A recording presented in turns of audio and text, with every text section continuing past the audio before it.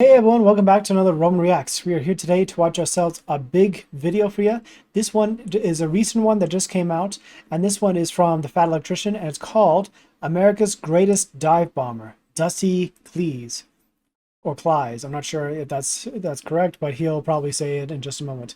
But yeah, I love learning about the World War II history, American heroes, American soldiers that put their life in line on the limb.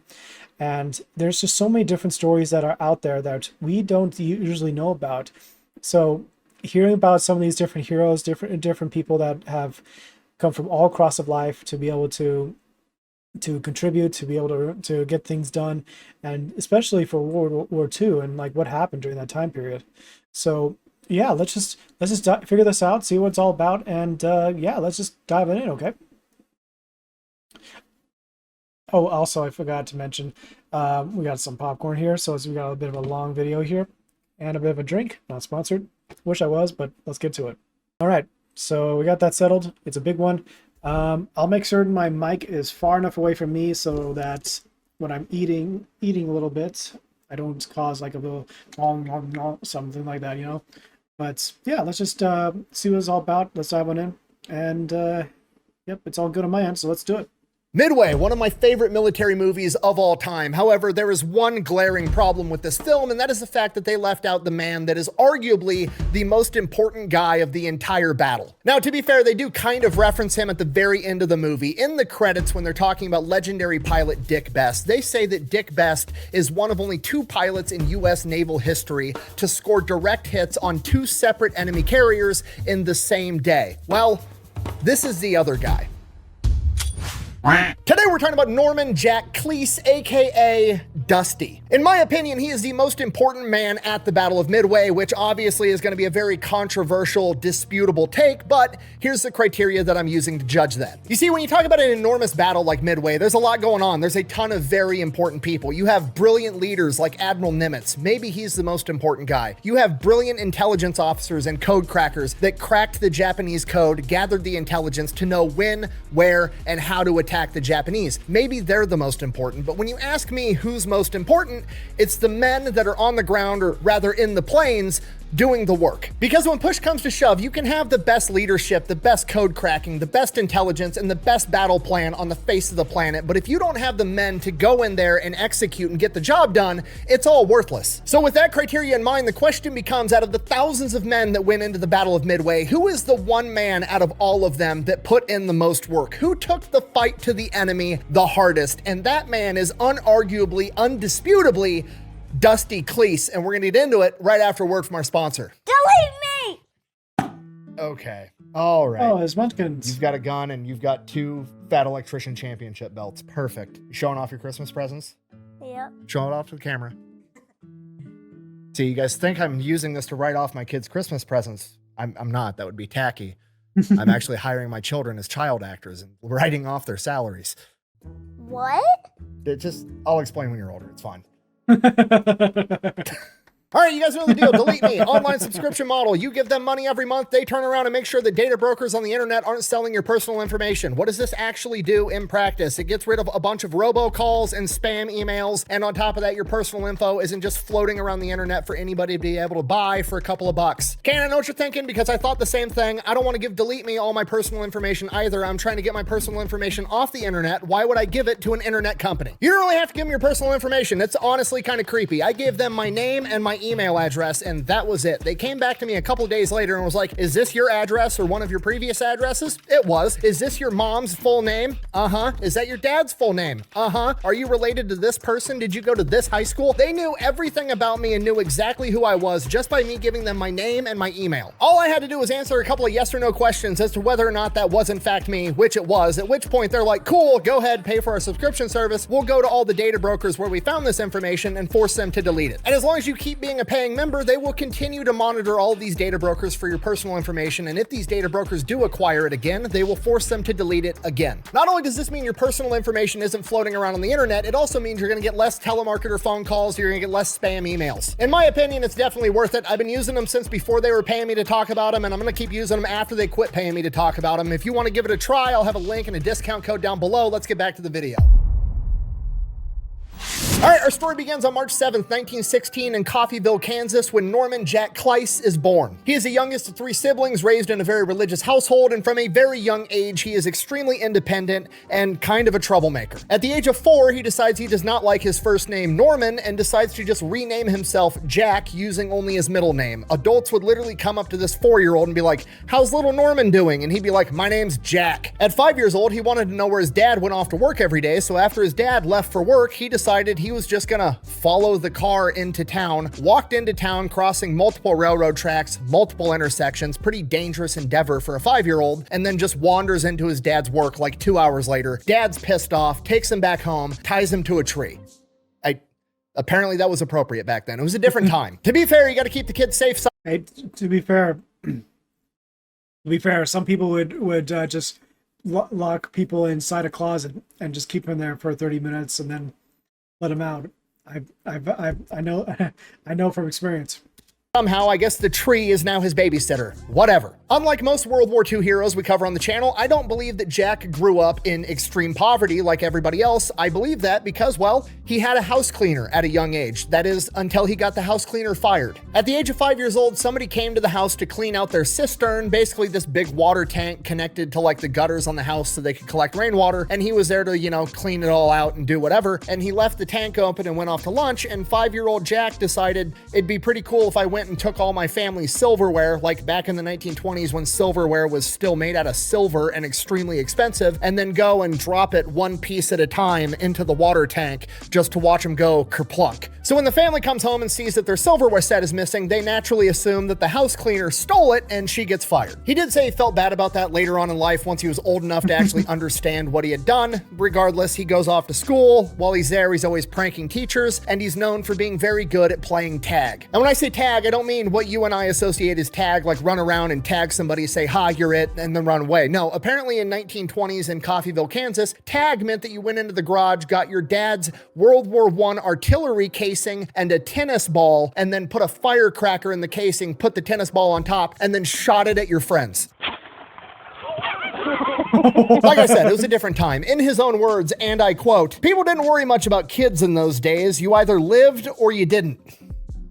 If he dies, he dies. Speaking of which, he got his first job at 8 years old, hauling cans of paint up scaffolding for painters at a construction site. Then at the age of 12, his mother gets diagnosed with stomach cancer, and dad doesn't have any options. He has to break up the family for a little bit. He sends Jack and his brother and sister to go live with their uncle, and he has to take his wife off to Baltimore, Maryland to basically live at Johns Hopkins Hospital. They live with their uncle for about a year until unfortunately his mother passes away when he's 13 years old and dad comes back home. During that time he lived with his uncle, however, Jack would often go to work with his uncle, who was a surgeon, and watch him do surgeries, and during that time he decides that's what he wants to do with the rest of his life. He wants to go be a surgeon just like his uncle. So Jack goes back home, living with his dad, living with his siblings. Obviously his dad is now a single parent. He's never really had a close eye on him his entire life, and it's going to be even less so now, A, because he's older, and B, because dad's a single parent and he's probably working. Because of this, at the age of 15 years old, he gets bored and decides that he's going to go join the Kansas National Guard, lying about his age so he can get in early. Obviously, it ends up working. He becomes a Cav Scout at the age of 15 years old, and this is like back in the 1920s, 1930s, when they're still actually riding horses around and shit. His horse's name was Jeff, and he trained it to bite people on the ass if they wouldn't make eye contact with him. While in the National Guard, he has like the aha light bulb moment that changes the trajectory of his entire life. They're out there doing this field op, you know, a train. I do apologize. It just felt funny to me. Training exercise. He's out there with Jeff and all the other Cav Scouts, and while they're doing this military exercise, an enemy biplane flies over all these horses, and then the referee comes out and is like, "You're all dead." To which Jack is like, what the fuck you mean we're all dead? The plane just flew over. Like, they spotted us, yeah, but we're not dead. And they're like, no. In real life, that thing would have had machine guns and it would have mowed all of you down. Hearing this, he's like, okay, that's fucking awesome. I got to trade Jeff in and get me a plane, because clearly planes are the future of warfare. Sorry, Thunder. I gotta put you down. How's your leg, huh? How's your leg? You ready to race? So at that point, he decides if he's going to be in the military, he wants to be a pilot. From here, he goes on, finishes high school. After high school, he applies to go to the U.S. Naval Academy, Annapolis, which at this point in time, America's not at war. It's a lot harder to get into the military in general, and it's especially a lot harder to get into an actual academy like West Point or Annapolis. Despite that, he did do pretty well in high school, so he ends up getting the 4th alternate slot, meaning he's definitely not getting a shot to go the year after high school. If he waits a year, he might be able to get in. And that's just a maybe, so he goes and applies for college. If he can't be a pilot, he might as well be a doctor. That's been his plan his whole life. So he applies to go to Kansas University. He gets accepted, but he's going to need a pretty big scholarship to be able to pay for it. So he tries out for this big scholarship that'll give him a full ride. He has to go in, does all this testing, passes all the tests, and he makes it to the interview portion for this scholarship. So he's in this interview, it's going great, and then they hit him with what he sees as the trick question. They ask him, do you believe in evolution? You son of a gun. And you gotta remember, this is the early 1900s. The country is still much more religious than it is today. A lot of people reject evolution because they see that as, you know, going against what the Bible says how everything was created. And he grew up in an extremely religious Methodist household, so obviously he probably doesn't believe in evolution. So he kind of interprets this as a trick question that they're using to weed out all the religious country people from Kansas, and he gives the perfect answer in response. I'm paraphrasing, but it was essentially like, well, I guess I don't really know, but I'm really hoping that after going to Kansas University for 4 years and studying really hard, that I'll know the right answer for sure. Just totally finesses the interviewer, winds up winning the scholarship. About a week later, the college contacts him and was like, hey, we found out that you have a pending slot at Annapolis to go to the Naval Academy. You can't have the scholarship and a pending spot at Annapolis. You got to pick one or the other, which kind of sucks because Annapolis is just a maybe and the scholarship is a sure thing. And now he has this big decision to make. He winds up deciding that he's going to risk it and he's going to try to get into Annapolis. He's going to be in there waiting for a year and hopefully a slot opens up. So while he's waiting for that year, he gets a job with Oil Country Specialties, a local company that builds oil rigs. And while there, by sheer chance, he gets his first opportunity to fly in an airplane because the owner of this company is really good buddies with the Inman brothers that run the flying circus. And the Inman brothers flying circus is a big deal at this point in time because one, airplanes are fairly new. Everybody wants to go see an airplane for the first time. And also, I believe they're the only flying circus that thought it would be a good idea to take their pet lion up in the fucking plane with them. Which is just the most American shit ever. Like, oh, the Wright brothers figured out how to fly, and now if you have enough money, you can just buy a plane and fly it around. That's a brilliant idea. You know what else would be cool? If we went to a different continent, picked up the deadliest land predator they have, and took it up in the plane with us for funsies. What could go wrong? Regardless, he gets to go up on a couple of flights, absolutely loves it. He is now convinced that he made the right decision by going to Annapolis. A year goes by, he winds up getting a slot that year, and then he ships off to Annapolis to start his training. All right. During his 4 years at Annapolis, he gets sent out into the fleet to get some real-world hands-on experience, and he gets attached to the USS Arkansas as they make their way over to Europe on a training exercise. And while he's there, he gets placed in charge of one of the turrets. So he goes, he learns everything about targeting for these turrets, and then his crew inside the turret, he has to get them trained up because they're going to have a competition, and he wants his crew to qualify as expert on firing these big guns. And to convince his men to train extra and extra hard, he comes up with a creative way to motivate them. While off the coast of Norway, he finds a nude beach, and he then proceeds to use that for targeting practice. Obviously not firing ammunition at the nude beach, but just like, hey, do you identify the target? Okay, give me those coordinates. And then the crew runs their drill and simulates firing around. So they're like miles off the coastline. The people on the nude beach, it's like there's no way that ship can see me, but they're sitting there with these super high-powered binoculars, and Jack is talking to his crew like, okay, all right, you see the blonde? The one with the huge tits that's topless? Yeah, that one. Okay, go ahead and target her. I just try to stay away.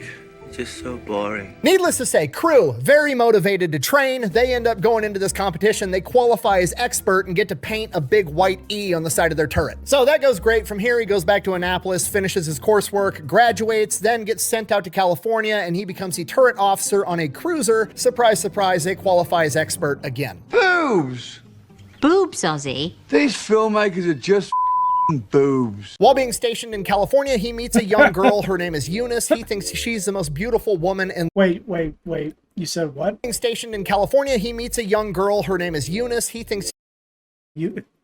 That almost made me think of Eustace from Courage the Cowardly Dog for some reason, but But no. She's the most beautiful woman in the world. So he goes, he's trying to date this girl. He's, you know, this is back in the day. You had to court her appropriately. You had to go meet the parents. You had to do the whole 9 yards. You couldn't just hop on Tinder. So the first time he goes to meet the parents and the mom is just super blunt. He asks their permission to take her out on a date. And she's like, yeah, you can, but you're going to have to schedule it ahead of time because she has a lot of other suitors that are taking her out on dates at this point in time. So this is now a competition and he's competitive. Over the course of the next year, he wins. He winds up being the main guy. He asks the parents permission to go buy a ring. He goes, buys the engagement ring, hasn't proposed yet, but he decides, you know what, it'd be cool. Eunice should just change her name. He just like literally renames this woman. He's like, oh, by the way, your name is Jean now. And she's like, oh, okay, and just goes by the name Jean for the rest of her life. And he's like, I mean, I don't see what the problem is. I renamed myself when I was 4. I'm going to rename you too, I guess. So he tells his dad he's going to propose to Jean. Dad is super pissed because Jean is super Catholic and they are Methodist, which apparently is a big issue back then. And Dad is hardcore against him marrying a Catholic. He needs to marry another Methodist. So this kind of gives him cold feet. He doesn't propose. And then Germany invades Poland and World War II kicks off. So before he can make a decision, he is basically told to board his ship and they ship off on patrols. Jean tells him that she loves him and she's going to wait for him. That's great. He's off patrolling the ocean. While that's going on, he's writing letters back home to Jean, trying to figure out if they can make their relationship work due to religious differences. And then he gets the opportunity to go to flight school. He tells Jean about it. Jean doesn't really want him to go because it's dangerous. And then he won't be stationed in California, so he won't be able to see her as much. So he like doesn't know what to do. He's sitting in his rack one day, just looking at a picture of Jean. And one of his buddies comes in and is like, will you just fucking propose to that girl? You're sitting there on your bunk, looking at her picture every single day. You love her. Just go propose to her. In fact, I'll tell you what, if you man up and propose to her, I will give you the officer's saber that has been a family heirloom of mine that's from the USS Philadelphia. You know, like the American gunship that was captured by the Barbary pirates during the Barbary Wars. It was like kind of the instigator that created the entire US Navy. Yeah, that USS Philadelphia. So with that, he proposes. Jean accepts on one condition. She can remain Catholic and she can raise the kids as Catholic, to which he's like,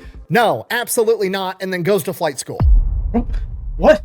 So from here, he ships off to Pensacola, goes to flight school, passes. Then he has to go to an additional flight school so that he can be a carrier-based pilot and learn how to land on aircraft carriers, because that's an entirely different ball of wax. They got to learn how to not only land on them during the day, but land on them during the night, which he equates to something along the lines of jumping onto a moving skateboard with your eyes shut. So he goes, he passes that, and then he gets stationed on the USS Enterprise as a pilot, where he is basically voluntold, you're a dive bomber now. They didn't ask him like, hey, do you want to be a dive bomber, a torpedo bomber, a fighter pilot? No, they didn't ask him shit. They're just like, hey, you're a dive bomber, the end. Which is kind of crazy because I'm going to be honest, being a dive bomber is probably something that you should have to volunteer for. First of all, the entire concept and strategy of dive bombing is only a couple of years old. It was just pioneered by Claire Chenault and the Flying Tigers over in China a couple years prior to this. And the concept as a whole is nuts. Basically, you're going to go in and you're going to dive on an enemy battleship that's covered in AA guns while they're shooting flak at you, hope you don't get hit, then drop a bomb right on their deck and pull up, pulling like 9 Gs, hope you don't black out, and then hope they don't shoot you down on the way out. It's basically the aerial equivalent of just bum rushing an enemy machine gun nest. It's insane. And then to make things worse, they don't even get the credit they deserve, right? If a fighter ace shoots down 5 enemies, he becomes a fighter ace. There is no bomber ace for dive bombers, right? I feel like if you successfully plant a 500-pound bomb on the deck of 5 enemy ships, you should become a bomber ace, but that's just not a thing.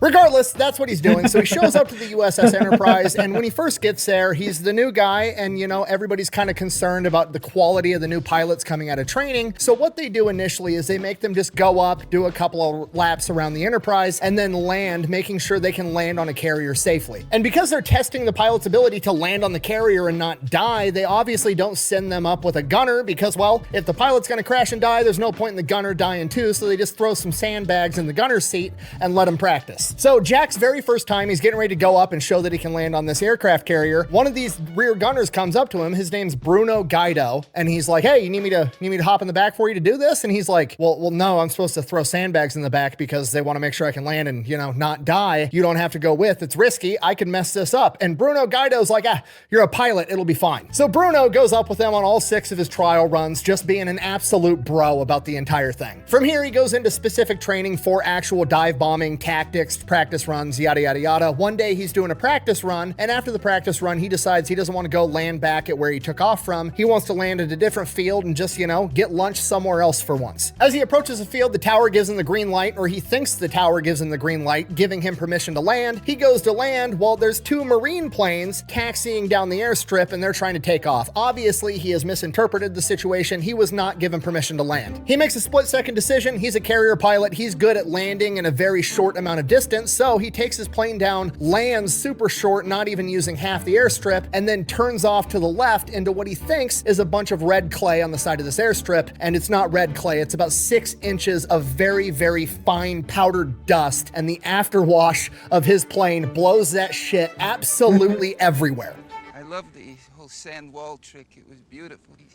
Bastard. Within a matter of seconds, the entire airfield has to shut down because there's so much dust. It looks like a mushroom cloud after a nuclear explosion. Nobody can see fucking anything. Then he hears over the radio, "Unknown dust cloud, who the hell are you?" Like, oh shit, he's in trouble. He turns it around, gets on the airstrip, and then just takes back off, hoping nobody spots him. Makes a 20-minute trip back to the Enterprise, thinking, okay, cool, got away with it. Nobody knows that was me. Everything's going great. Lands on the Enterprise. Crew chief comes up to him. "How's it going, Dusty?" And from that point on, he was no longer Jack Kleiss. He was Dusty Kleiss. Dusty doesn't really care for the new nickname, but hey, is what it is. It could definitely be worse. By the way, my name's Dick. Dick what? Just Dick. From here, he goes through a bunch of different training operations, taking up different rear gunners with him all the time, trying to find the rear gunner that he wants to be his, that goes up with him on every mission in real life. After running through like 20 guys, he finds a young 20-year-old by the name of John Snowden that he thinks is the best rear gunner in the Navy, and that becomes his new guy. From here, we're set. We're good to go. He's trained up on dive bombing. He's got the best rear gunner in the Navy. America's not at war yet, but if they do go to war, he's going to be ready. Now, because it's looking more and more like America is going to get involved in World War II, the government's trying to get, you know, a bunch of propaganda. They want footage. They want stuff to be able to show people, to get them to enlist in the military. They want to be able to sell war bonds. They want to start getting all this stuff ready. So on September 1st, 1941, they send a Hollywood production team out to America's flagship, the USS Enterprise. And they want to get mock footage of American Dauntless dive bombers doing a dive, and then one of them gets shot down and burns into flames. But obviously, we're not going to shoot down an actual plane, so we need to simulate somebody getting shot down and somehow make it look like it's smoking and burning as it spirals out of control. So they take these canisters of acid and mount them where the wing bombs normally would be, and they rig them up so that the pilot can flip a switch and it opens up the canisters, and that's going to like catch in the air and disperse, and it's going to look like smoke from a fire as this plane is simulating spiraling out of control. And the guy with the acid on his plane is going to be Dusty's squad leader, in theory the most experienced pilot, a guy by the name of Dickinson, and he's supposed to dive away from the formation and in the dive release the acid so it all flies behind him and doesn't hit any of the other planes. Well, when Dusty goes up with him, he decides that he's going to release the acid while he's still in the formation before he dives. Dusty, who's on his wing, gets his entire plane covered in acid, immediately fogs up the entire windshield. He can't see fucking shit. Then it gets inside the cab, fogs up and cracks his goggles, gets in his eyes, and it's burning his face and hands as he's trying to fly this plane. One second he's flying along, everything's going according to plan. The next second, his entire face is on fire and he can't fucking see anything, so he dives down trying to get out of this cloud of acid, and then eventually wipes his eyes free and pulls up, and he still can't see anything because the windshield's still fogged up. So he's leveled off, he's going straight, can't see where he's going, so he pokes his head outside of the cabin and sees that he leveled off 50 feet above the ocean. He was that close to dying. He then somehow manages to get back and land this plane. As soon as he gets there, the ground crew's there spraying off the plane with hoses. The acid had eaten the paint off the plane. They're spraying him with the hose. He gets rushed off to the hospital and he stays there for the next 9 days getting treated for burns. Now, on one hand, that fucking sucks. On the other hand, Dusty Kleiss now has bad eyesight, which means he's definitely the main character. What the heck? So Dusty recovers in the hospital, gets recovered, gets cleared to fly again, and then on November 28th, 1941, he boards the USS Enterprise, and they are escorting some Marines out to Wake Island, except everything this time is fucking weird. Admiral Halsey, the guy in command of the USS Enterprise, and all the high-ranking officers are being weirdly serious about everything. They're going out, they're conducting real patrols, actually looking for enemies. They have standing orders that if they see a Japanese submarine, they are to sink it immediately, which is weird because we're not at war with Japan. Japan yet. So something's going on, but Dusty doesn't really know what. Maybe they're just like getting ready for war and this is all training. He really has no idea. So they make it out to Wake Island, they drop off the Marines and they start heading back. They're supposed to be at Pearl Harbor on December 6th. On the way back, they hit some inclement weather, they get delayed. Now they're not going to make it until December 8th, 1941. So the morning of December 7th, the USS Enterprise is about 215 nautical miles away from Pearl Harbor, and because they're getting close, they are now within range of the planes, so they send 18 planes out on a scouting mission just for practice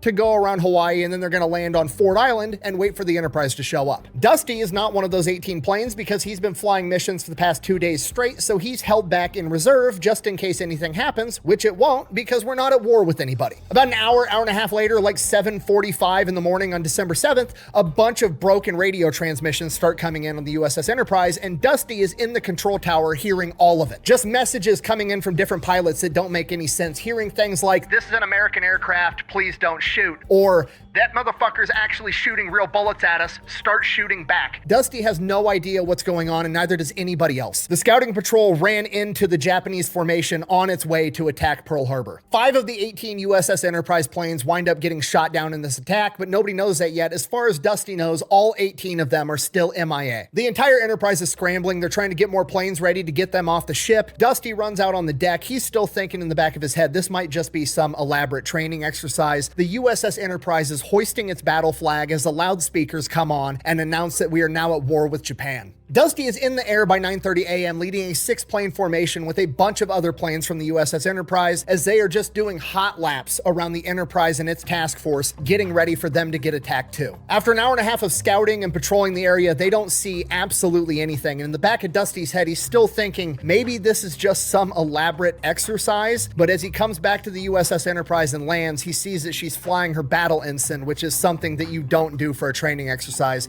And he realizes that this is for real. Later that day at dusk, they send Dusty and the rest of the planes in the USS Enterprise up on another mission. They are going to try to track down the Japanese fleet and return the favor for what they just did at Pearl Harbor. Unfortunately, they were given a bad heading and weren't able to locate the Japanese fleet. Next morning, December 8th, it's the day after Pearl Harbor. Everything's fucking chaos. Nobody knows what's going on. That night, the maintenance crews are like all hands on deck. They're Just so you know, just for those who don't know, sorry for pausing again, but I think there was like 3 I think there was at least 3 aircraft carriers that managed to escape the destruction of being attacked at Pearl Harbor, because I think initially they were going to plan to get there, but like what he said, that they were delayed and that they were kept away from Pearl Harbor.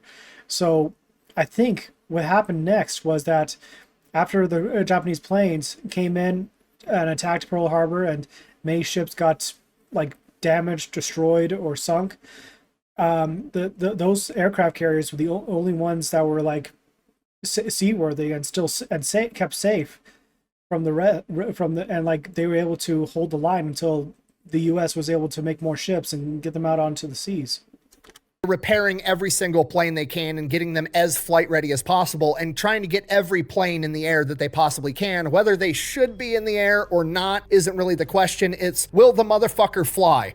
And if the answer is yes, it's going up. So they cobble together this beat up Dauntless dive bomber and they fuck up the paint job and they accidentally label it SB-18. Well, there's already an SB-18. So now there's 2 SB-18s and that's the one that Dusty's supposed to be going up in. Dusty realizes this, but everything's so chaotic. He doesn't want to like cause issues and send it back. So he's just like, it's fine. I'll just go up on the scouting mission. The motherfucker will fly. Everything's going to work out. So he goes up with one wingman doing this scouting mission, just defending the Enterprise, seeing if he can spot any Japanese ships. Once him and his wingman get up in the air, none of his gauges are working. His radio isn't working. He can't get a hold of the other pilot and they're going along and eventually the pilot just peels off and disappears into the clouds. And like I said, Dusty doesn't have a radio. He has no idea where the fuck he went. So he figures, okay, that guy probably got a radio message from the Enterprise to make its way back. So he starts trying to make his way back, but he's completely lost contact with this other plane. Once he gets back to where the Enterprise was when he took off, it's no longer there. And like I said, it's overcast, so he can't get enough altitude altitude to see out far enough to be able to spot this plane, so he's flying low above the water, and he has to start conducting a grid search looking for the USS Enterprise, hoping he can find it before he runs out of fuel. Because he realizes if he runs out of fuel, there's a chance that nobody's ever going to come looking for him until it's too late, because there's already an SB-18 on the deck. So if they go and they take a roll call and they're like, yeah, SB-18 went out this morning. Hey, SB-18's on the deck right now. He must be back somewhere. Nobody's coming to save his ass. He's looking for the USS Enterprise for like 2 hours straight. He's about to run out of fuel. And as he's approaching, he sees this little gap in the cloud cover. And right through this gap, he sees the USS Enterprise right in the center of it. He immediately dives, going straight through this gap in the clouds, headed straight towards the Enterprise. And as he's approaching, he sees, oh shit,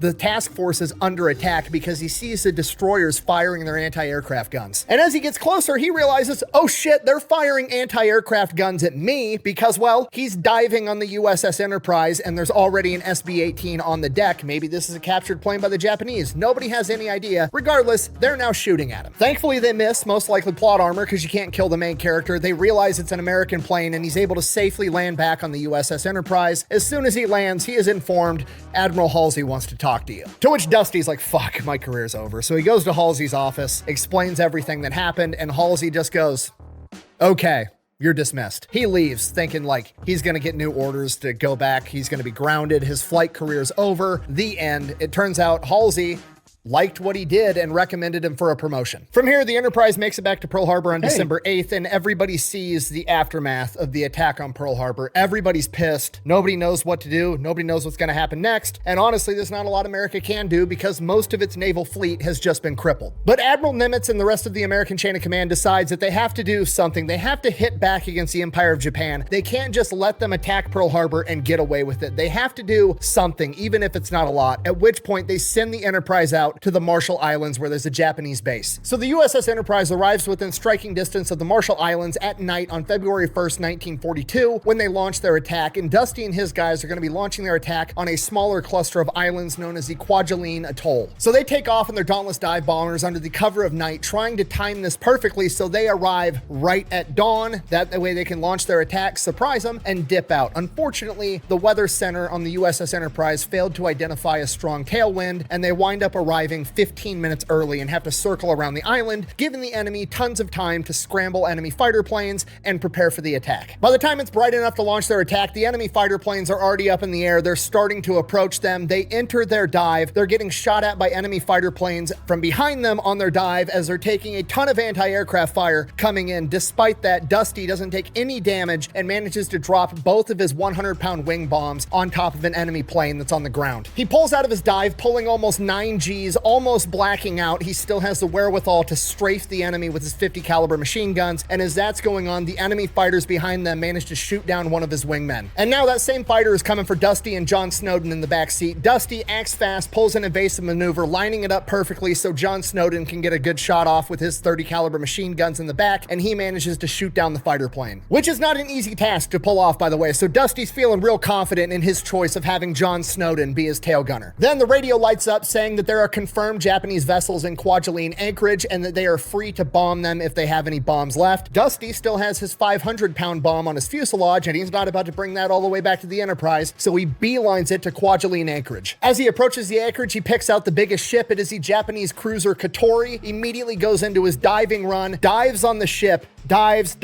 Typically, you're supposed to pull out at 1,500 feet. Dusty wants to make sure this thing fucking hits. He pulls out at 1,000 feet and drops this bomb right on its deck. As he pulls up out of the dive, he's not going to be able to see if that bomb hit or not, but John, facing the other direction in the rear seat, is able to see the entire thing, and he's absolutely certain that they just sunk this cruiser. Later documentation after the war would reveal that the cruiser Katori was not sunk by Dusty with one bomb. However, it was severely damaged and had to go into dry dock for an extended period of time. So at the end of the day, it's still one man with one bomb taking out an enemy ship for an extended period of time. He's out of bombs. They head back to the Enterprise. They land. They all go to the briefing room, debrief on what just happened, and the dive bombers from the USS Enterprise in this run managed to take out 6 planes, 2 buildings, 2 airplane hangars, 6 storehouses, 2 tanker ships, 1 supply ship, and 1 cruiser. So now it's time to go get lunch and then do it again. They go, they have lunch. Now they're going out on another mission to attack the island of Tarawa. Oh, shit.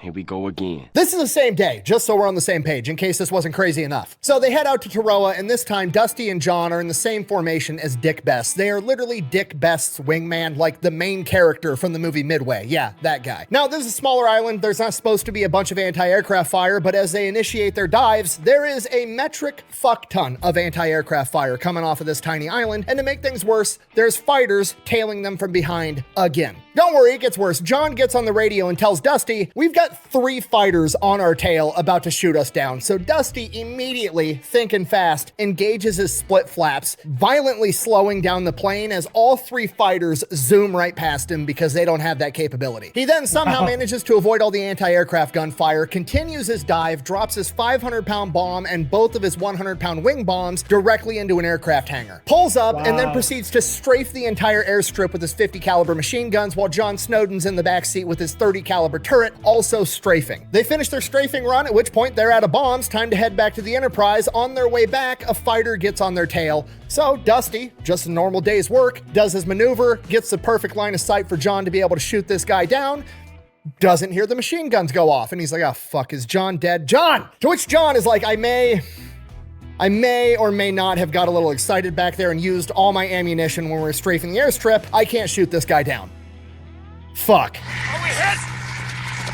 More or less. Hearing that, they get lit up by a burst of Japanese machine gun fire. One of the bullets goes right over Dusty's head, said if he was 2 inches taller, it would have killed him. Another bullet goes into John's ass, and another bullet goes directly into their fuel tank, and this is an SBD-2, which does not have self-sealing fuel tanks, so they are more than likely about to burst into flames. At which point, Dusty figures, well, if I'm about to die, I might as well do some cool shit. He goes into some type of evasive maneuver, says doesn't know what it's called, never learned it in school, doesn't know what he did, probably couldn't do it again, but he winds up behind the enemy fighter plane and shoots it down. Then somehow, through main character energy and divine intervention, he does not burst into flames and makes it safely back to the Enterprise. John Snowden then immediately gets rushed off to the medics, and as soon as Dusty gets out of the plane, sirens start going off because there's now 5 Japanese twin-engine bombers headed straight for Enterprise. And Dusty is standing on the deck watching these twin-engine bombers headed straight for Enterprise. Is that Dennis Quaid? I think that might be him. That's actually cool. Enterprise. And Dusty is standing on the deck watching as these 5 bombers are coming right at him. They drop all of their bombs, evasive maneuvers, all of them miss, but one of the bombers gets so heavily damaged by enemy AA that it's not going to make it back, and they see the bomber turn as it starts diving at the USS Enterprise, turning itself into a kamikaze. And at this point, like, time slows down. Everybody on the deck of the Enterprise is just looking at this thing like, this is going to take out the Enterprise. This is game over. There's nothing we can do. And one sailor on the deck runs over to the back seat of a Dauntless dive bomber parked on the deck, mans the 30 caliber machine guns, and starts shooting at this bomber as it approaches, manages to shoot the pilot, forcing the plane to veer off course and just barely miss the USS Enterprise. As it just barely misses the Enterprise, it dumps fuel all over the deck of the Enterprise, which immediately catches fire, and this same sailor jumps out of the back seat, unmanning the guns, grabs a fire extinguisher, and puts out the fire before damage control guys can get there. And then the dude just disappears. Nobody even knew who did it. Halsey yells down from the deck, bring me whoever that just was. And everybody's looking around like, we're all wearing the same clothes. We're all mostly a bunch of white dudes. I don't know who did it. Dusty said watching that in person was the bravest thing he'd ever seen anybody do. And for the next hour, officers are roaming around below deck and above deck, interviewing and interrogating people, trying to figure out who just saved the USS Enterprise. And after like an hour, they finally figure out that it was Bruno Guido, the same tail gunner that went up with Dusty on his first 6 carrier landings. Apparently, he was worried that he was going to get in trouble because he was supposed to be on guard duty, not manning machine guns, saving the entire ship. He ends up in Halsey's office, worried that he's going to get in trouble. Halsey ends up promoting him. Wow. February 24th, 1942, the USS Enterprise is now attacking Wake Island, which was previously an American installation that was attacked at the same time as Pearl Harbor. The Marines and the civilian construction workers that were there put up a hell of a fight against the Japanese for multiple days, but eventually would wind up losing the island. And now the Enterprise is here to take revenge. Military intelligence says there's supposed to be a bunch of planes and enemy ships there, so they set off in their Dauntless dive bombers. They go in. Once they get there, they don't see many enemy planes. They don't really see any ships, all they see is the buildings themselves. So they dive. Dusty winds up dropping his 500-pound bomb right into an ammo depot. A humongous explosion ensues. He pulls out of his dive, strafing on his way out. He then circles around looking for any other viable targets, and the only thing he sees is a Japanese patrol boat patrolling the nearby waters. So he goes out, drops both 100-pound bombs on this patrol boat. Both of them miss. Okay, that's it. Game over. Time to go back to the Enterprise, is what a normal person would say.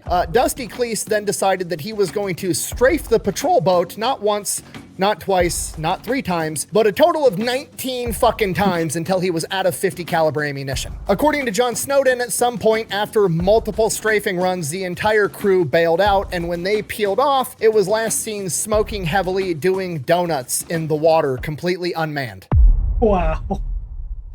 March 4th, 1942, same deal. Now they're attacking Marcus Island, and the USS Enterprise and her pilots are here to put warheads on foreheads. Again, this island's heavily fortified. They take a humongous amount of anti-aircraft fire coming in on their dives, but none of it penetrates Dusty's plot armor, and he manages to try to drop all 3 of his bombs, both of his 100-pound wing bombs and his 500-pound fuselage bomb, onto a massive enemy barracks. Only the 2 100-pound bombs actually drop, and the 500-pound bomb gets stuck underneath his plane. The barracks blows up. Dusty then peels off and has to go out over the ocean before he can go back to the USS Enterprise and perform evasive maneuvers, trying to wiggle this 500-pound armed bomb off of his plane before he can go and land back on the ship. Eventually, he manages to wiggle it free, then makes his way back to the Enterprise and lands safely. From here, the Enterprise heads back to Pearl Harbor to get retooled and refitted. They've lost a lot of pilots. They need to bring in some new guys. Dusty is awarded the Distinguished Flying Cross by Admiral Nimitz, and he is put on a couple weeks of R&R. After that, he comes back to duty. He spends the next month and a half at Pearl Harbor training up the new pilots that are replacing all of his lost comrades.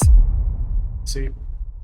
All right, the Battle of Midway. Here's the deal. Before we get into what Dusty did as himself as one man on that day, I need to give you a brief overview of the entire operation so you kind of have an idea of what's going on. Otherwise, that's all going to be lost because Midway is an enormous deal and you need this overview to be able to understand why. Basically, the Japanese have come to the conclusion that they need to be able to destroy all of America's aircraft carriers. The reason they need to destroy America's aircraft carriers is because, well, Dusty, the USS Enterprise, the Hornet, and the Yorktown have been going around the Pacific engaging all of the Japanese outposts, combined with the fact that Doolittle has launched his raid where American bombers took off from an American aircraft carrier and then bombed mainland Japan, scared the shit out of Japan. Now they've decided they needed to destroy America's aircraft carriers. So the Japanese don't actually give a shit about the island of Midway. They're gonna fake the attack at Midway in order to lure America's aircraft carriers into combat so they can destroy them. Now at this point in time, America only has 3 aircraft carriers in the Pacific, the USS Enterprise, the Hornet, and the Yorktown. So Japan is gonna show up with 4 of their massive aircraft carriers to be able to overpower the American forces. They're going to bring the Soryu, the Hiryu, the Kaga, and the Akagi. Unpopular opinion, it would have been a lot funnier if those last 2 were named the Taste You and the Smell You, but whatever. Now 3v4 is pretty good odds, but they're not quite good enough. So at the same time they launch the attack on Midway, they're also going to launch a diversionary attack on the Aleutian Islands off the coast of Alaska, and they think that this is going to force the American forces to split their carrier fleet. That way, at least one of the carriers is headed up to Alaska, so only 2 American aircraft carriers show up, and they'll be outnumbered 2 to 1. They'll for sure be able to take out the American carriers then. Now, obviously, this is a surprise attack, so the Americans don't know that Midway is going to be under attack until it actually happens, meaning the carriers are going to take a while to be able to get there. So, all 4 of these Japanese aircraft carriers should have plenty of time to launch their planes, destroy the island of Midway, have the planes come back, land, get refueled, rearmed, and then they're going to wait. Once the American carriers show up, they launch their planes to go retake Midway. They're going to take all of the Japanese planes and send them straight to the American carriers that have no planes and are completely unguarded and vulnerable. They destroy both American aircraft carriers. There's only 1 American aircraft carrier left in the entire ocean. Chase that thing down later. Game over. America loses a Pacific War. Japan is victorious. Okay, this plan is solid. It's absolutely brilliant. The only thing that could possibly go wrong with this plan is if all 3 American aircraft carriers were at Midway, they didn't know they were there, and then at the moment the Japanese send all of their planes to attack Midway, all 3 American aircraft carriers sent their planes to attack the unguarded Japanese aircraft carriers. That's the only thing that could go wrong, but that's impossible because the Americans don't know that the attack on Midway is happening. Except they do. American intelligence has intercepted transmissions and cracked the Japanese encrypted code. They know the day, the time, and the general area the Japanese fleet is going to be in, and all 3 of the American aircraft carriers are going to be there waiting to attack at the opportune moment. Okay, if you're not picking up what I'm putting down, basically the United States Navy and the Japanese Navy are taking all of their chips and going all in on this next hand. Somebody's plan is going to work out, and that team is going to destroy the other Navy's entire carrier fleet and basically win the war at this point. And this is where Dusty comes in. All right.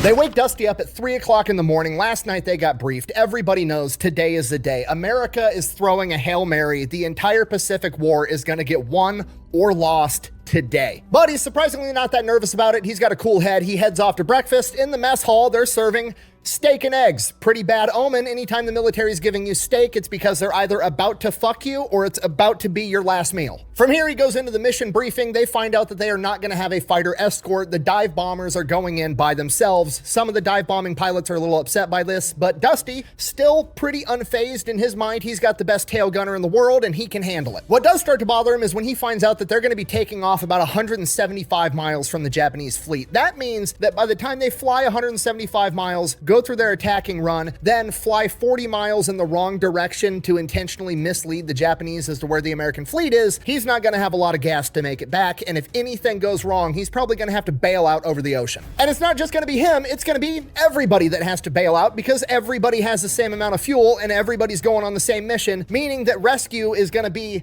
slim to none. Basically, he just has to accept the fact that everything could go right and there's still a pretty good chance that he's going to wind up dying as a piece of human beef jerky getting dehydrated in the Pacific sun on top of a life raft in the middle of the ocean. While this is going on, at 4:30 in the morning, all 4 Japanese carriers launch 108 Japanese planes to go attack Midway. Okay, the clock is now ticking. They have to be able to strike these carriers either while those planes are still in the air or while they're on the deck getting refueled and rearmed. The Japanese planes reach Midway by 6 o'clock in the morning, quickly overpowering the 26 Marine fighter pilots that are there defending, killing 17 of them. They also destroy the power plant, oil tanks, and some other buildings, but Midway has been heavily fortified because America knew this attack was coming. So they don't actually manage to destroy the airstrip, and they get 11 of their planes shot down for their troubles. Their attack lasts for about an hour, meaning that by 7 o'clock in the morning, all the Japanese planes are empty, out of fuel, out of ammo, headed back to their aircraft carriers, and 4 minutes prior to that, at 6:54 a.m. on June 4th, 1942, over the loudspeakers of the USS Enterprise, Dusty hears,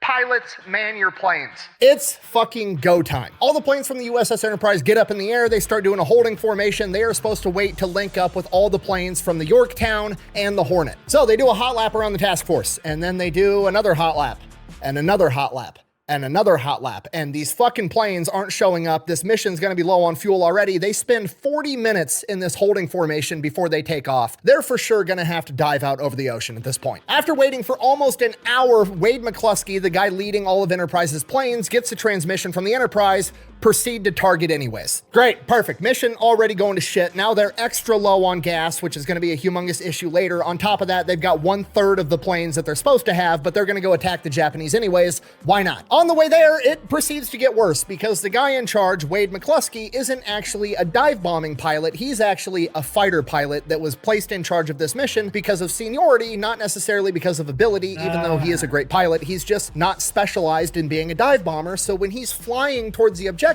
he's flying at the cruising speed of a fighter plane, which is 190 knots, and a cruising speed of a dive bomber is 160 knots. Doesn't sound like a big deal. They're going to get to the objective faster, sure, but they're burning more fuel at that speed. After flying for over an hour at 190 knots, Dusty and the rest of the planes from the USS Enterprise arrive at the location that the Japanese task force is supposed to be at, and they're not fucking there. Perfect. Wade McCluskey, the guy in charge, figures, well, they're supposed to be here. Maybe they went somewhere. Maybe they couldn't have gone far. So he starts doing a box search. After 30 minutes of doing this box search, burning additional fuel, they come up on this gigantic rainbow. All the pilots are in radio silence, so they're just communicating with hand signals. And everybody's like pointing at this rainbow like, oh, look at how beautiful this rainbow is. And as they get closer to this rainbow and they look through the rainbow, they see a singular Japanese destroyer traveling at full speed, making a beeline towards something. The Enterprise pilots don't know this at the time, but that Japanese destroyer was actually left by the task force with all of the Japanese aircraft carriers to take out an American submarine, the USS Nautilus, that had attacked their formation earlier in the day, and now it's trying to catch up to the task force. McCluskey, hoping that this is the case and that Japanese destroyer is making a beeline towards his carriers, decides to set their course in the same direction as that destroyer, and they come up on the Japanese task force in 3 minutes. So now they've identified all the Japanese carriers. Dusty looks down at his gauges and he is below half a tank of fuel. At this point, Dusty and pretty much everybody else realizes that by the time they catch up to this task force, dive on it, go through the whole combat thing, then fly 40 miles in the wrong direction before looping back around and heading towards the Enterprise, they're probably going to run out of gas and have to ditch out over the ocean. At this point, it would be completely reasonable to say we have identified where the Japanese are, we should head back, refuel, refit, and then go and attack them. But nobody says it because everybody knows that this is their only chance. Every single man in that formation knows that almost beyond a shadow of a doubt that they're going to die at this moment. The only question they have left is, am I going to die in combat trying to hit the enemy? Am I going to successfully hit the enemy, get out of combat, and have to ditch out over the ocean where one of two things is going to happen? Maybe there's a slight chance I get rescued. More likely, I'm going to turn into human beef jerky in the sun, dying on a life raft. Or even worse, the Japanese are going to come and pluck me out of my life raft and torture me to death. Everybody knows it. Nobody says it. Nobody complains. Nobody second guesses the mission.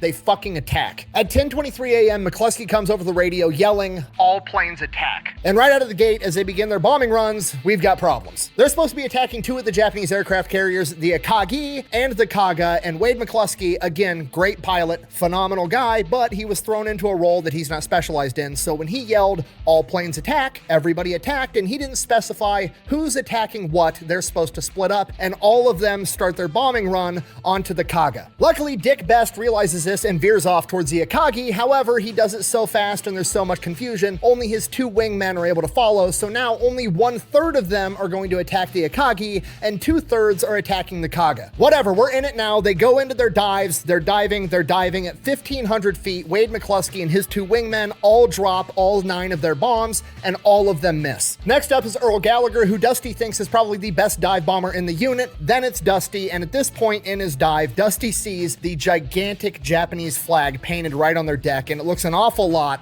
like a bullseye. As they're diving, Dusty's watching Earl Gallagher right in front of him. He drops his 500-pound bomb. It goes right through a Japanese Zero fighter plane, through the deck, and explodes below deck. He also drops both of his incendiary bombs that hit all the gas that's on deck because they're actively refueling their planes, causing an enormous fireball. Dusty's up next. He hits 1,500 feet where he's supposed to drop his bombs. He doesn't do it. He's heading right towards this gigantic bullseye, which is a moving target, by the way, at full speed. So he's not trying to hit the bullseye. He's trying to hit where the bullseye is gonna be after the bomb makes contact after a couple of seconds. He's diving, finally drops all 3 of his bombs at 1,000 feet and then pulls up. As they pull up, Joe Snowden's watching from the back seat as the 500-pound bomb hits the bullseye, goes below deck, explodes, and both incendiary 100-pound bombs also make contact, go below deck, explode. They believe hitting a bunch of ammunition because they were reloading all their planes below deck, causing a massive explosion. And they're not even out of the woods yet because now they're flying right above the water as all the Japanese anti-aircraft guns are firing at them. They're not only dodging the anti-aircraft coming at them from behind, they're also dodging the giant columns of water getting thrown up into the sky from all of the missed shots, because if they drive into that, they're dead too. They're bobbing and weaving between all of these gigantic puddles of water. As Dusty gets some distance away from the ships and pulls up, he gets 2 Japanese Zeros on his tail, but John Snowden manages to scare both of them off with his 30 caliber machine guns, most likely because they didn't have any ammunition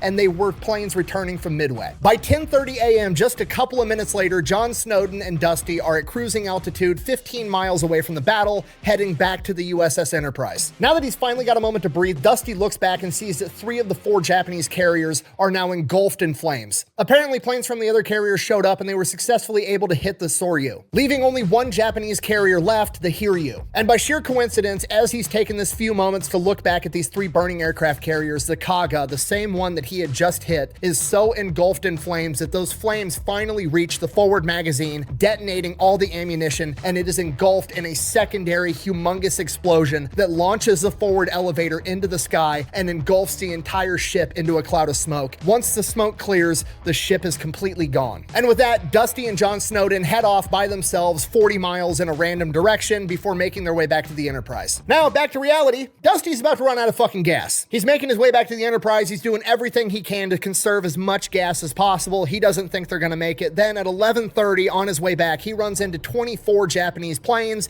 and 2 Zeros peel off their formation and start headed towards him. And at this point, fucking, it is what it is. He's got to keep heading towards the Enterprise if he wants to make it alive. So these 2 Zeros start closing in on him, and they're closing in on him, and they're closing in on him. John's just going to have to shoot him down. That's the only option, or we're going to die. And then before they get close enough to actually fire on Dusty, they peel off for whatever reason. As they get closer to the Enterprise, he starts seeing more dive bombers. They all split up after they attack, and then they're all reconverging at the same point. So he's starting to see more planes in the sky that are friendly, and he's starting to see a couple of dive bombers that have ran out of gas and their crews had to bail out. He's marking down locations so they can go back and save them later, but he can't stop to do a whole lot because his gas gauge says empty. As all the surviving American dive bombers are approaching the USS Enterprise to make their landings, Wade McCluskey completely redeems himself. Typically speaking, as the leader of the task force, he should get to land first. However, he's been shot and he's concerned about his ability to land on an aircraft carrier right now, and he knows everybody's so low on fuel that if he crashes this plane and bogs down the carrier and nobody else can land, they're all gonna have to ditch. So he elects to stay up in the sky and land last, letting all of his men land first. Just like I said,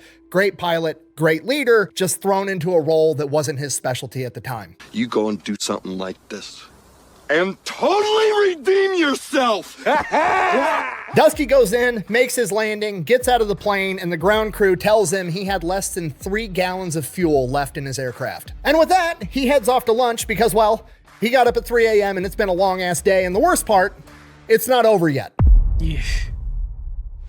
All right, America has successfully sunk 3 of the 4 Japanese carriers that were attacking Midway, and there's only 2 other carriers that the Japanese even have. It is now 3 Japanese carriers versus 3 American carriers. You know what's cool than 3v3? 3v2. America's gonna go sink that 4th fucking carrier. Why? Because fuck them, that's why. 3:30 p.m., loudspeakers on the Enterprise come on. Pilots, man your planes. Like I said, Wade McCluskey got shot. He's now out. Earl Gallagher is leading this attack. Also, like I said, Earl Gallagher, extremely talented dive bomber. He knows what's up. Hopefully this goes a little bit better. They take off towards the Hiryu. They get eyes on it by 4:55 p.m. and rather than just diving on it right away, they elect to swing around so the sun is at their back, so they are diving out of the sun, blinding the anti-aircraft gunners. As they enter their dives, Dusty's leading the 2nd flight, Earl Gallagher's leading the 1st flight. Earl Gallagher drops his bombs, miss. His 1st wingman drops his bombs, miss. His 2nd wingman drops his bombs, hit. Next up, Dusty, aiming right for the giant fucking bullseye on the deck again, takes it down to 1,000 feet. All 3 bombs hit,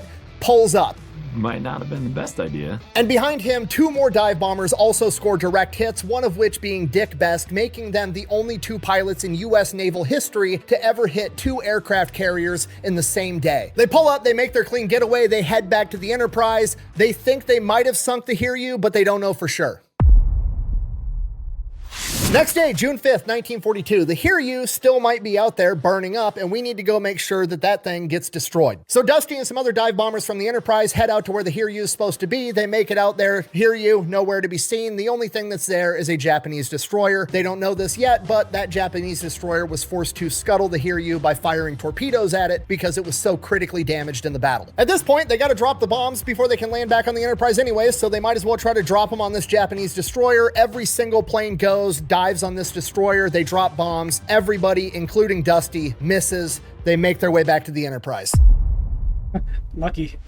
Next day, June 6th, 1942, we've sunk all the Japanese carriers that we came here to sink, but guess what? They've got a bunch of other ships. We've got them on the ropes. We're going to go fuck those ships up too. They found another fleet that's got 2 cruisers. Supposedly it's got some battleships and destroyers. We're going to fly out there and drop bombs on them too. So Dusty and John man their plane. They go up with the other dive bombers. They make their way out to this Japanese fleet. They get there. There's no battleships. It's just 2 cruisers, 2 destroyers. That's fine. We're going to put warheads on foreheads anyways. They all start diving on Japanese cruiser Makima, and 4 of the pilots in front of Dusty all score direct hits, and Dusty manages to score the 5th and final hit, sinking the cruiser Makima, officially making him the only man at the Battle of Midway to score 3 hits on 3 separate enemy ships. For this, he is awarded the Navy Cross, which is second only to the Medal of Honor. 5 days later, the USS Enterprise makes port at Pearl Harbor, and Dusty Kleiss's flying days, at least in combat, are over. Not because he did a bad job, not because he's in trouble, actually the opposite. His flying days are over because he did such a good job. America at this point in time and to this day believes heroes. in the theory of we're not going to keep our best guys in the field so they can rack up ridiculous kill counts. Once they get so good, we're going to pull them back and have them be teachers to teach the next generation so that hopefully they can get just as good as them without having to risk their lives in so much combat. Not me. And Dusty is arguably one of, if not the most experienced dive bombers in the world at this point in time, so he gets pulled and goes off to teach everybody else how to do it. But not before he puts his request in for 30 days of leave, then takes Jean to Las Vegas and gets married as soon as possible. Apparently, religious differences between different sects of Christianity seem like a minor inconvenience after you've gotten a staring match with death for 3 days straight. More what you call guidelines than actual rules. And they would prove to be just that because they got to live happily ever after, but during the happily ever after, a lot of dumb shit happened. All right, so now Dusty's teaching all the new guys how to be a dive bomber. One of the first things that happens is his chain of command tells him, hey, here's this house you're living in. You don't have a phone. We need you to have a phone so we can call you in case there's an emergency, in case we see like, a Japanese sub off the coast or something. We're going to need you to take your students out and go bomb that motherfucker. So you need a phone line so we can get a hold of you. So Dusty goes to the phone company. Is like, I need you guys to give me a phone line. And they're like, yeah, we'll get to it eventually. Weeks go by. They don't get around to it. He goes back in person and is like, hey, I need a phone line. My chain of command ordered me to get a phone. And they're like, well, what do you need a phone line for? And he's like, I'm the dive bombing instructor. And if there's an enemy submarine spotted off the coast, I'm the guy that's supposed to go put a fucking bomb on it. And then he's like, actually, you know what? Don't give me a phone line because I would rather stay at home sleeping in my bed than go bomb enemies.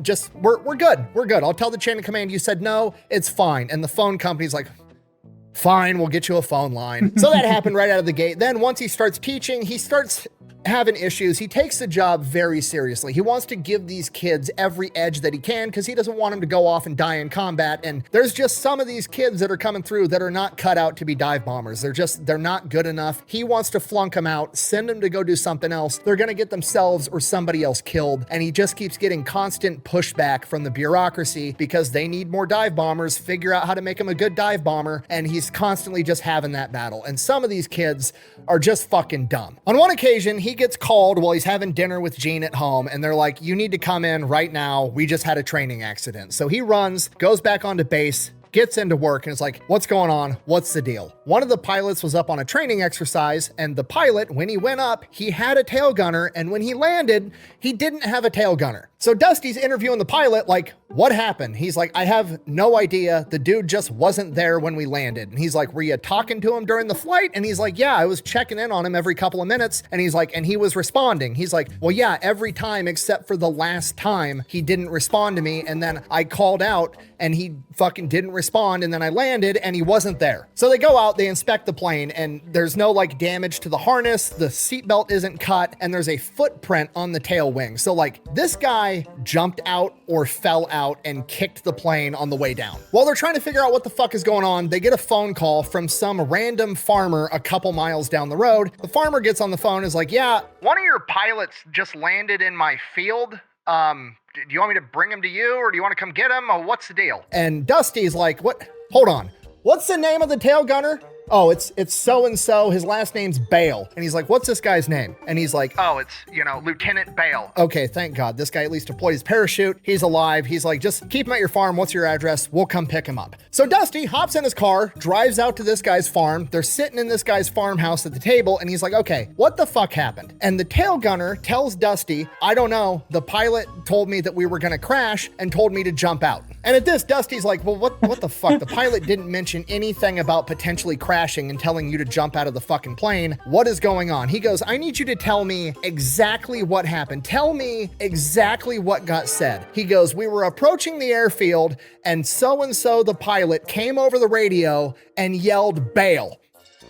And Dusty looks at this kid and goes, that's your last name. What a stupid son of a bitch. Dumb, absolutely stupid. This is what he was putting up with, trying to teach people how to be dive bombers. So he takes the job very seriously, but he doesn't really enjoy it because they don't let him flunk the people out that need to be flunked out. After World War II, he was no longer needed as a dive bombing instructor, but he continued to serve in the United States Navy for a total of 24 years. He spent the rest of the most of his career helping the Navy procure new planes, new weapons, new catapults for aircraft carriers, stuff like that. And then And then there was that brief stint where he was in charge of escorting all the German scientists for Project Paperclip, but we're not going to get into that. After he retired from the military, he could finally hang up his unchosen nickname of Dusty and finally return to his chosen name of Jack Kleiss. And then he went to work for Lockheed, and then he eventually retired in San Antonio, Texas. And him and Jean got to live happily ever after. She passed away at 95 years old, and he passed away at 100.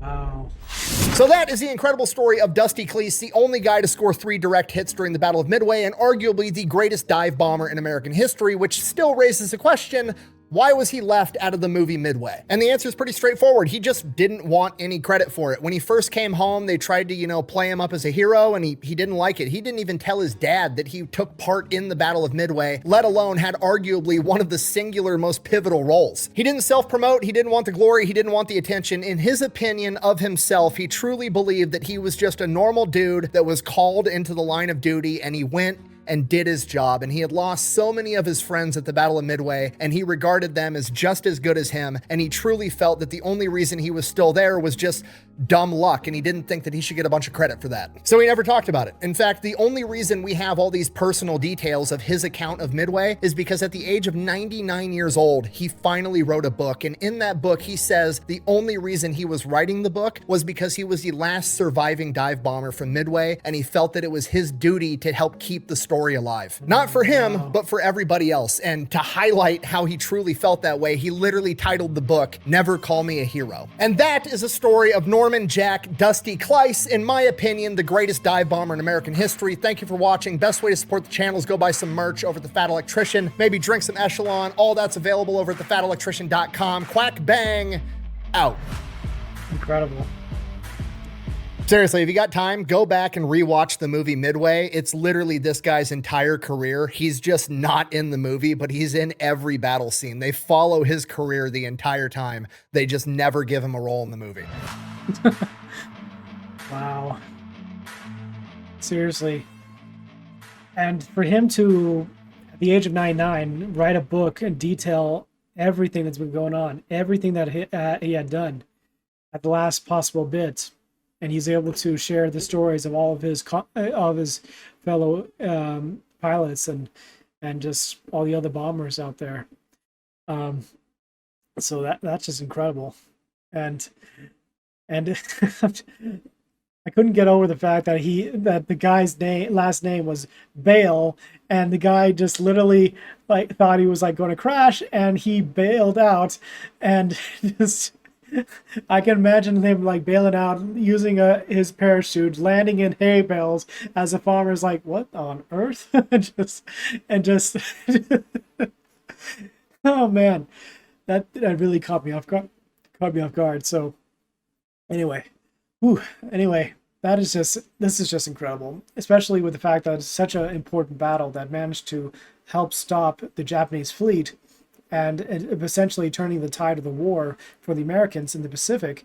And as soon as the other ships were being produced, getting out onto the ocean, and they had the skies, they managed to take out whatever ships, or whatever airfields they can get their hands on, and just bog down the Japanese so that they could get close and island hop their way towards Japan. It really turned the tide of the war. And just to hear from his perspective and really see what he was able to do, it just is just absolutely incredible.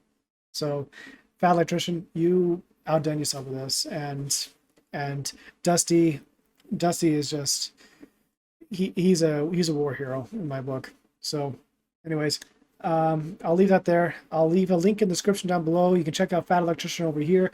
You can check out a random video, include the subscribe button. And to all the new subscribers that have made it this far, I hope you enjoyed. I hope you had a great time, and hopefully you can share it with others, and hopefully you learned something interesting as well. So yeah, I'll leave it there. And thanks all so much for watching again. And I hope you all take care. Okay. So as always, Romans, salute. If you like Romans content and wish to see more, like and subscribe to continue to support the channel.